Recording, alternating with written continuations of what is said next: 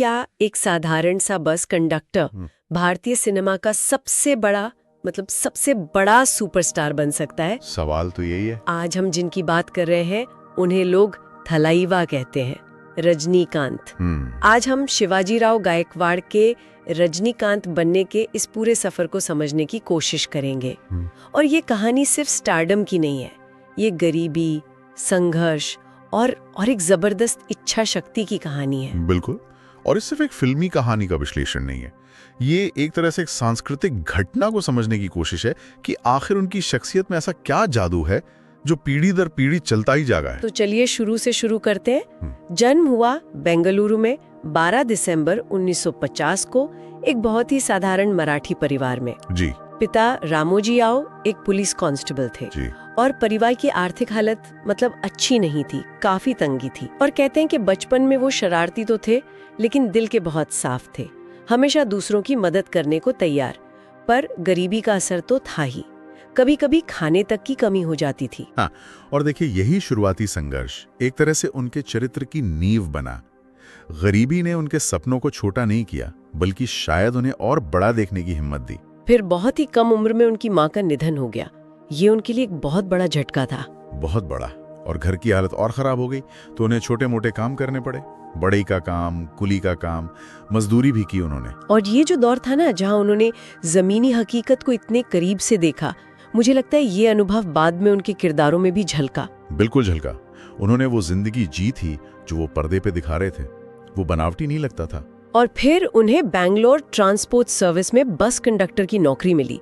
ये उनकी जिंदगी का एक बहुत ही दिलचस्प मोड़ है। हाँ। यहीं से उनका वो मशहूर स्टाइल शुरू हुआ, टिकट फाड़ने का अंदाज, सीटी बजाना, वो तेज चाल। सही बात है, मतलब एक साधारण सा काम भी उनके लिए एक तरह से स्टेज बन गया था। वो वहां भी परफॉर्मर थे। हाँ, वो अपनी बस के स्टार थे। बिल्कुल। ये उनकी उस असाधारण स्क्रीन प्रेजेंस का, उनके करिश्मे का पहला संकेत था कि ये आदमी भीड़ में भी अलग दिखेगा। फिर उन्होंने नाटकों में एक्टिंग शुरू की और दोस्तों ने बहुत तारीफ की। उन्होंने सलाह दी कि तुम्हें चेन्नई फिल्म इंस्टीट्यूट जाना चाहिए, पर सबसे बड़ी चुनौती थी पैसे। हाँ, पैसा तो था नहीं। तो दोस्तों ने और उनकी अपनी थोड़ी बहुत बचत ने मदद की और वो चेन्नई पहुंच गए। ये उनकी जिंदगी का टर्निंग पॉइंट था। और ये कितना बड़ा रिस्क था, जरा सोचिए।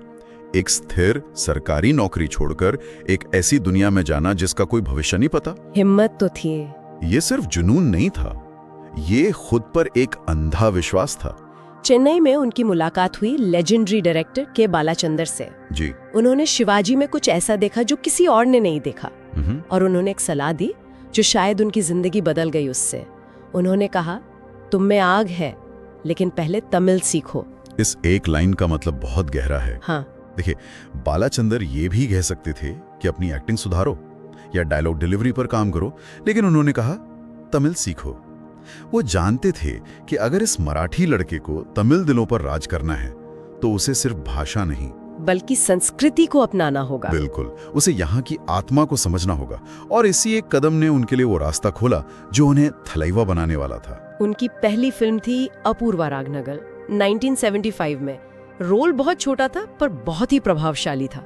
लेकिन जो बात मुझे सबसे ज्यादा हैरान करती है वो ये है कि उन्होंने अपना करियर हीरो के तौर पर शुरू नहीं किया, उन्होंने विलन के रोल किए। हाँ, और ग्रे शेड्स वाले किरदार निभाए। ये उस दौर के हिसाब से तो एक तरह से सुसाइडल मूव माना जाता था। वही तो। पर यही उनकी सबसे बड़ी जीत बन गई।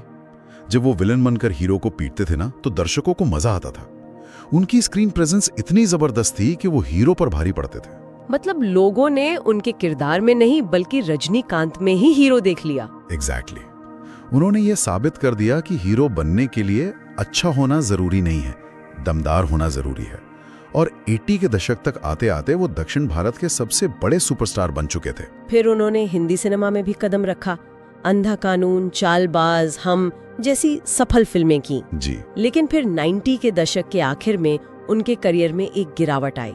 कुछ फिल्में फ्लॉप हुई, स्वास्थ्य की समस्याएं भी शुरू हो गईं। हाँ, वो एक मुश्किल दौर था। लोगों ने, मीडिया ने ये तक कहना शुरू कर दिया था कि शायद उनका युग अब खत्म हो गया है। सबने उन्हें राइट ऑफ कर दिया था। बिल्कुल। लेकिन फिर जो उन्होंने वापसी की वो किसी फिल्म की कहानी से कम नहीं थी। चंद्रमुखी आई 2005 में, फिर शिवाजी 2007 में, और फिर 2010 में आई रोबोट। इस फिल्म ने तो मतलब सब कुछ बदल दिया। रोबोट का विश्लेषण करना बहुत जरूरी है। वो सिर्फ एक ब्लॉकबस्टर फिल्म नहीं थी। नहीं, वो एक बहुत ही स्मार्ट करियर मूव था। उस फिल्म से रजनीकांत ने 2 काम किए। पहला, उन्होंने खुद को टेक्नोलॉजी और स्पेशल इफेक्ट्स के साथ जोड़कर नई पीढ़ी के लिए दोबारा प्रासंगिक बना दिया। सही बात है। और दूसरा, उन्होंने ये साबित कर दिया कि रजनीकांत सिर्फ एक नाम नहीं है, एक ब्रांड है। एक ऐसा ब्रांड जिसकी अपील सिर्फ भारत तक नहीं बल्कि ग्लोबल है। रोबोट ने उन्हें एक रीजनल सुपरस्टार से एक इंटरनेशनल फिनोमेना बना दिया। और ये सिलसिला आज तक जारी है। 70 की उम्र पार करने के बाद भी कबाली, काला और अब जेलर, ये कमाल है।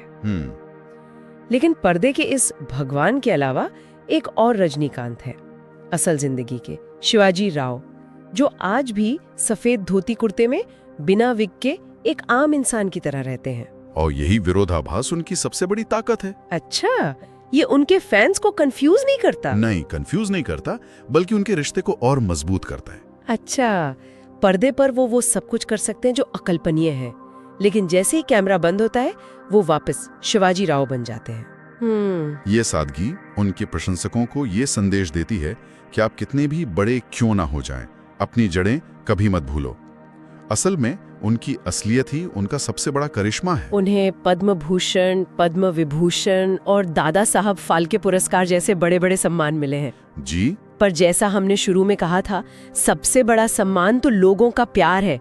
उनकी फिल्म रिलीज होती है तो त्योहार जैसा माहौल होता है, पोस्टरों को दूध से नहलाया जाता है। बस ये सिर्फ प्रशंसा नहीं है, ये एक तरह की भक्ति है, एक भावनात्मक जुड़ाव है। और मेरे ख्याल से इसकी वजह है आशा। आशा? हाँ, आशा।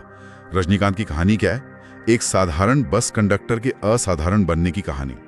वो इस बात का जीता जागता सबूत है कि आपकी परिस्थितियां चाहे जैसी भी हों, मेहनत और खुद पर विश्वास से आप कुछ भी हासिल कर सकते हैं। सही बात है। जब उनके फैंस उनके पोस्टर पर दूध चढ़ाते हैं तो वो सिर्फ एक एक्टर की पूजा नहीं कर रहे होते, वो उस आशा की पूजा कर रहे होते हैं। वो इस विश्वास का जश्न मनाते हैं कि हम में से कोई भी कहीं से भी उठकर दुनिया जीत सकता है। तो अगर हम इस पूरी चर्चा को समेटें तो रजनीकांत की कहानी सिर्फ एक एक्टर के स्टार बनने की कहानी नहीं है। नहीं, बिल्कुल नहीं। ये उस गुस्से को आवाज देने की कहानी है जो समाज के एक बड़े वर्ग में था। ये स्टाइल को एक विद्रोह बनाने की कहानी है और ये सादगी को अपनी सबसे बड़ी ताकत बनाने की कहानी है। बिल्कुल सही कहा। उनकी विरासत सिर्फ उनकी फिल्मों में नहीं है, बल्कि इस विश्वास में है कि असाधारण सफलता के शिखर पर पहुंचकर भी अपनी जड़ों और विनम्रता को बनाए रखना मुमकिन है। वो एक सुपरस्टार से ज्यादा एक प्रेरणा है। और अंत में सुनने वालों के लिए एक सवाल छोड़ जाते हैं। आज के सोशल मीडिया के दौर में जहां हर कोई अपनी एक परफेक्ट, एक फिल्टर्ड इमेज बनाने की कोशिश कर रहा है, वहां रजनीकांत की सफलता हमें क्या सिखाती है? क्या ये इस बात का सबूत है कि असल जिंदगी की प्रामाणिकता, अपनी कमियों को न छिपाना शायद सबसे बड़ी और सबसे स्थायी ताकत हो सकती है?